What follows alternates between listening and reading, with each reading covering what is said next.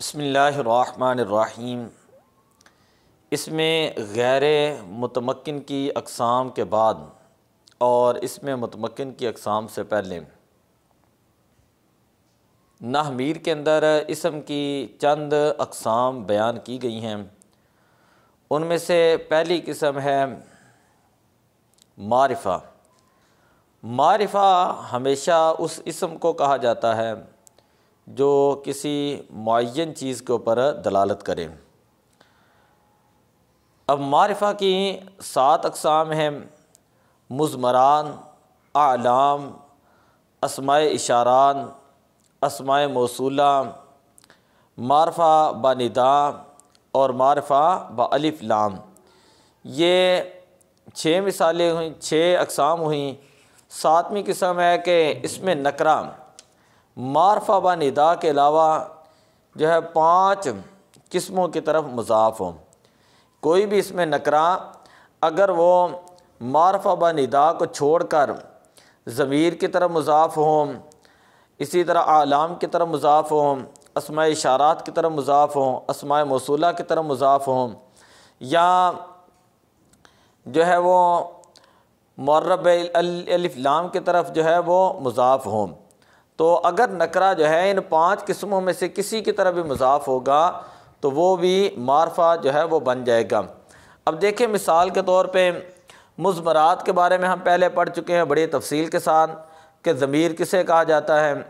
اس کے بعد اعلام جو ہے اس کی تعریف یہ ہوتی ہے کہ اعلام اس اسم کو کہا جاتا ہے، یہ علم کی جمع ہے جو شے معین کے لیے اس طرح وضع کیا گیا ہو کہ اس کی وضع کے اعتبار سے دوسری شے کو شامل نہ ہو، یعنی کسی معین چیز کو اس طریقے کے ساتھ جو ہے وہ شامل ہو کہ کسی دوسری چیز کو پھر وہ شامل نہ ہو، اس کی وضع جو ہے وہ خاص ایک معین چیز کے لیے ہو۔ اعلام کے بعد اسماء اشارات، اس کی تفصیل ہم نے پڑھی، اسماء موصولہ کی تفصیل ہم نے پڑھی، معرفہ بنداء کی تفصیل ہم نے پڑھی کہ یا رجل۔ اب یہاں پر کوئی بھی مرد مراد ہو سکتا ہے، لیکن جب یا اپنے ساتھ لگا دیا ہے تو آپ نے اس کو خاص کر دیا ہے، لیکن جہاں پر آپ تعین نہیں کریں گے تو وہ معرفہ کی قسم نہیں بنے گی۔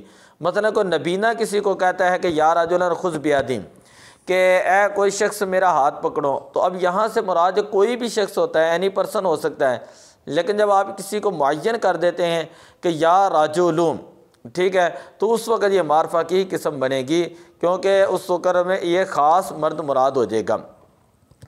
اسی طرح معرفہ بالف لام جیسے الرجل، معرفہ بالف لام جیسے الرجل۔ اب 5 قسموں کی طرف اگر اس میں نکرہ مضاف ہوں، اس میں نکرہ اگر 5 قسموں کی طرف مضاف ہو تو ان کی مثالیں جیسے اس میں نکرہ ہو ضمیر کی طرف مضاف ہو جیسے غلام ہوں، اسی طرح اس میں نکرہ ہو اور وہ اعلام کی طرف مضاف ہو جیسے غلام زید، غلام عمر، اس میں نکرہ ہو لیکن اس میں اشارہ کی طرف مضاف ہو جیسے غلام ھذا، یہ بھی معرفہ کی قسم ہے۔ اسی طرح اس میں نکرہ ہو لیکن اس میں موصول کی طرف مضاف ہو جیسے غلام الذی عندی، اس کی ترکیب میں بعد میں کرتا ہوں۔ اسی طرح جو ہے کوئی اس میں نکرہ جو ہے وہ معرب اللام کی طرف مضاف ہو جیسے غلام الرجلی۔ اب یہ ترکیب جو ہے، جو میں نے اوپر ایک جملہ لکھا غلام الذی عندی، غلام مضاف ہے، الذی اس میں موصول ہے، اور عندی جو ہے عندہ مضاف ہے، اور یاد میرے متکلم مضاف الیہ، مضاف اور مضاف الیہ مل کر جو ہے یہ مفعول فی بنیں گے، فعل مقدر ثابتہ کے۔ ثابتہ فعل اپنے فاعل مفعول فی سے مل کر یہ صلہ بنے گا الذی موصول کا، الذی موصول اپنے صلہ سے مل کر یہ مضاف الیہ ہوگا غلام مضاف کا۔ اب یہاں پر ایک فائدہ میں آپ کو بتاؤں، فائدہ یہ ہے کہ ظرف کا متعلق، اس کی میں نے پوری تفصیل کے ساتھ جو بات کر چکا ہوں کہ ظرف کا متعلق عبارت میں موجود ہو تو اس کو ظرف لغو کہا جاتا ہے، اگر عبارت میں موجود نہ ہو تو اسے ظرف مستقر کہا جاتا ہے۔ خیر ظرف کا متعلق مقدر ہو تو اس میں اختلاف ہے، بصریوں کے نزدیک جو ہے فعل مقدر ہوگا اور کوفیوں کے نزدیک جو ہے وہ شبہ فعل، یعنی اس میں فاعل، اس میں مفعول وغیرہ وہ متعلق ہوتے ہیں۔ لیکن جب ظرف صلہ واقع ہو تو اس کا متعلق بالاتفاق فعل مقدر ہوتا ہے۔ تو چونکہ ان دی غلام الذی عندی، عندہ مضاف ہے، یا مضاف الیہ یا مضاف الیہ سے مل کر جو ہے یہ مفعول فی بنیں گے ثابتہ فعل کے۔ ثابتہ فعل کیوں ہم نکال رہے ہیں؟ اس لیے کہ بصری بھی یہی کہتے ہیں، کوفی بھی یہی کہتے ہیں کہ جس وقت وہ صلہ بن رہا ہو، ضرب جو ہے وہ صلہ بن رہا ہو، تو اس وقت ان کا فعل جو ہے وہ مقدر ہوتا ہے، لہذا اس وجہ سے ہم نے ثابتہ فعل جو ہے اس کو جو ہے مقدر ماننا ہے۔